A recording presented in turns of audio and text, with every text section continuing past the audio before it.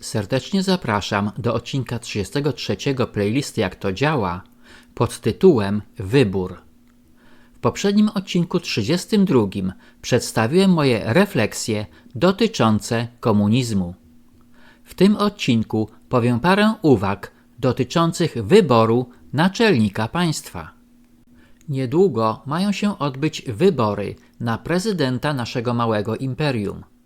I powstaje pytanie, na kogo głosować, czyli jakiego wyboru należy dokonać, aby poprawić naszą sytuację zarówno wewnętrzną, jak i geopolityczną.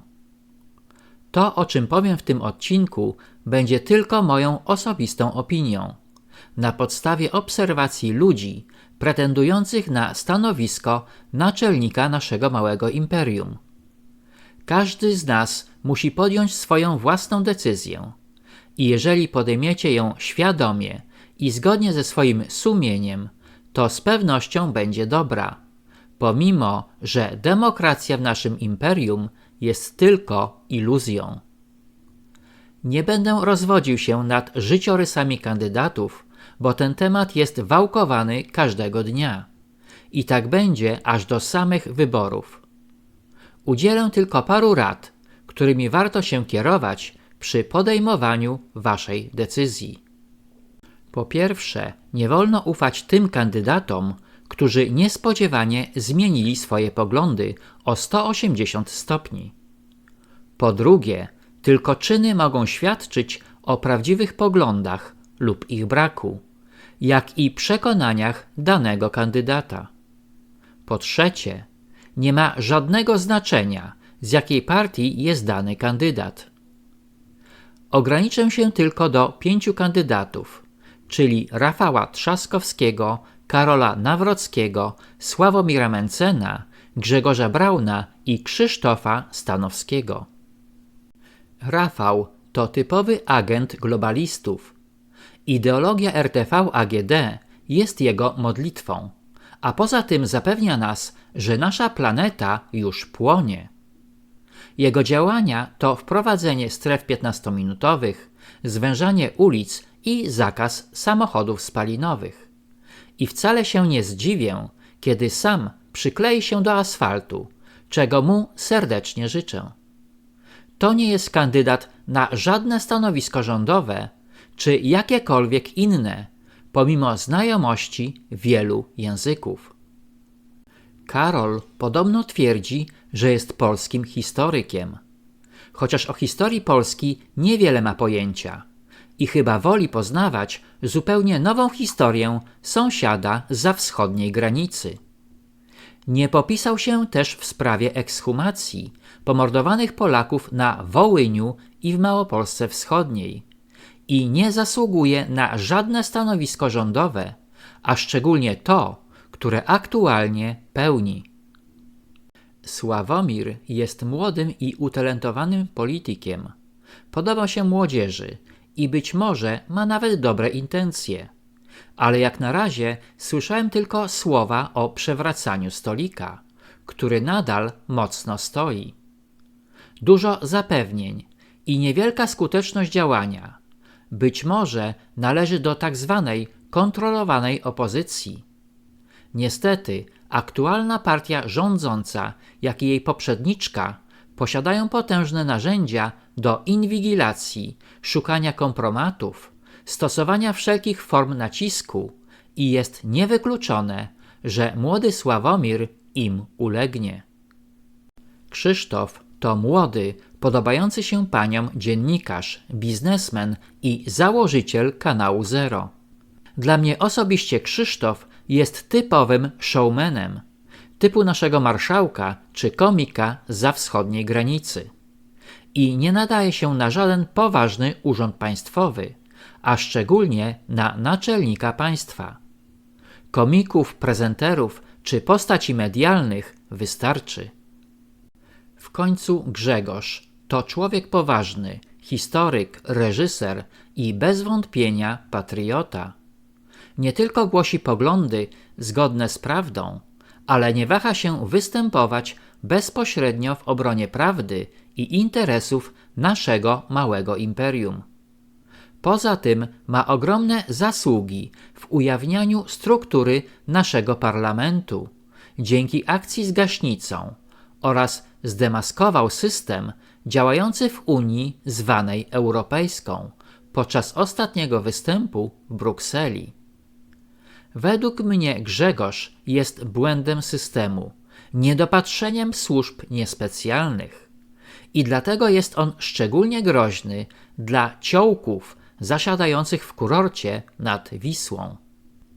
Podobno prokurator krajowy z Krakowa Dariusz Korneluk skierował do Europarlamentu wniosek o uchylenie immunitetu europosłowi Grzegorzowi Braunowi, który ma odpowiedzieć między innymi za zgaszenie świec chanukowych w polskim Sejmie.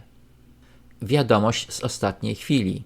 Pomimo ogromnego długu publicznego Polski, Donald, zwany premierem, postanowił wspomóc kwotą 25 milionów euro odbudowę muzeum w Lwowie, poświęconego Romanowi Szuchewiczowi, dowódcy zbrodniczych kraińskich band UPA, mordujących Polaków na Wołyniu w czasie II wojny światowej.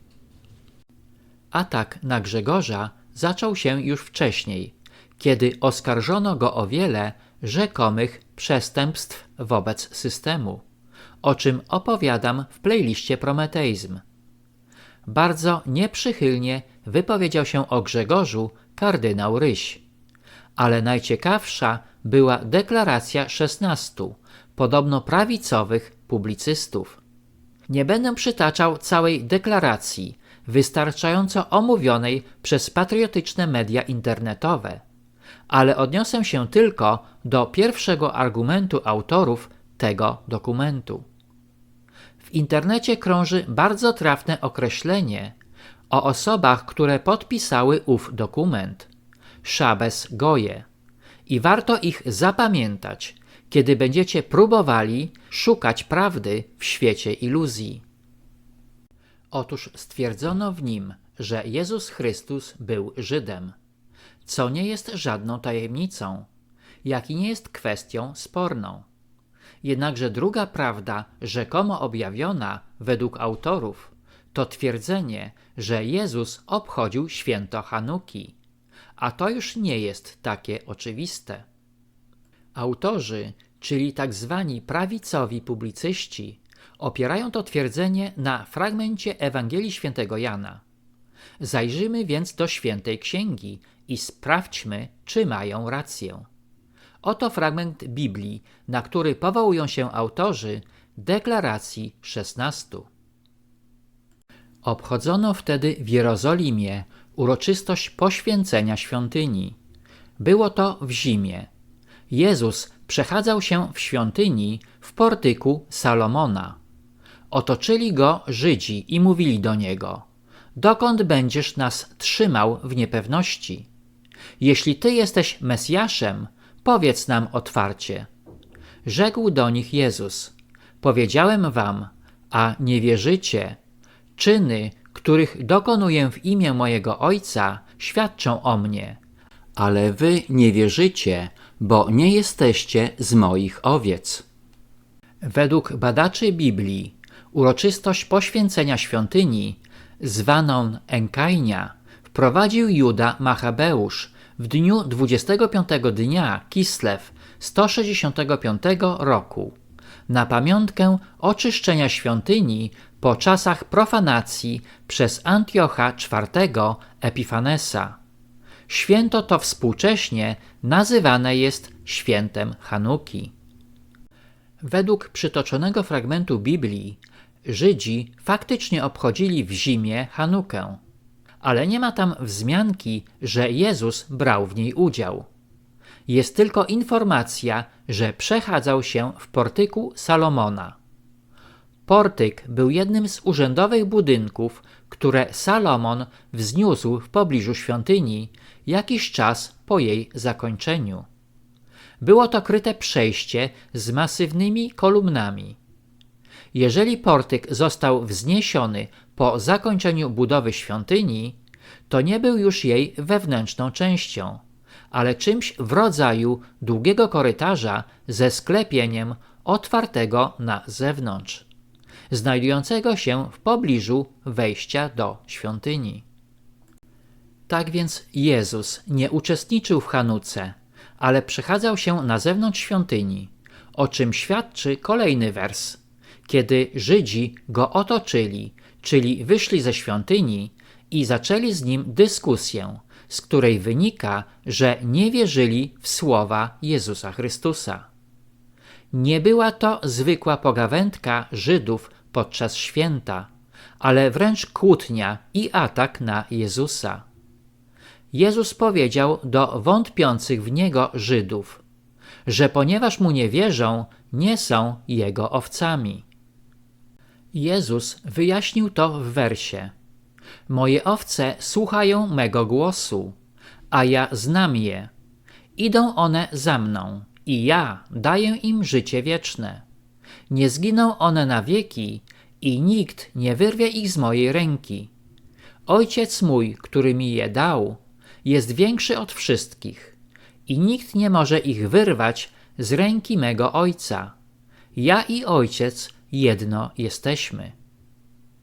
Oczywiście mówiąc o owcach, Jezus miał na myśli ludzi, którzy w Niego wierzą i którzy nie zginą, gdyż będą pod Jego i Jego Ojca, czyli Boga, opieką.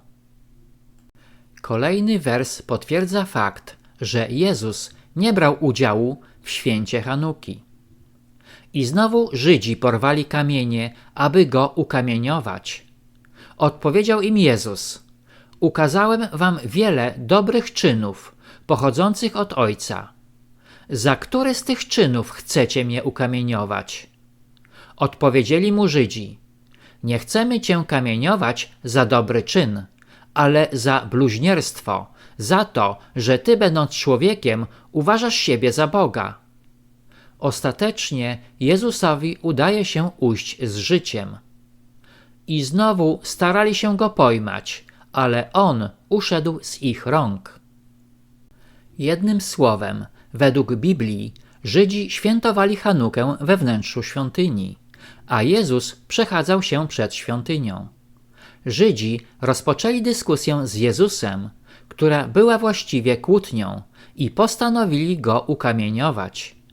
Wzięli więc kamienie, a więc musieli być na zewnątrz świątyni, i zaczęli rzucać je w Jezusa, który ledwo uszedł z życiem. Istnieje jeszcze jedna, co prawda wątpliwa możliwość, że Żydzi zgromadzili i ukryli kamienie wcześniej w świątyni, z zamiarem ukamieniowania nimi Jezusa. Ale gdyby tak było, to należałoby to potraktować jako próbę morderstwa z premedytacją, co z pewnością nie byłoby pozytywną opinią o Żydach. Czyli interpretacja autorów Deklaracji 16, że Jezus obchodził Chanukę, jest po prostu nieprawdą i manipulowaniem faktami opisanymi w Biblii. Istotny jest również fakt, że wielu Żydów nienawidziło Jezusa i chciało go zabić, czego wkrótce dokonali. Zarówno uczniowie Jezusa, jak i pierwsi chrześcijanie byli okrutnie prześladowani przez Żydów do co najmniej IV wieku naszej ery. I Żydzi, którzy kultywują Talmud czy Kabałę, są wrogami chrześcijaństwa.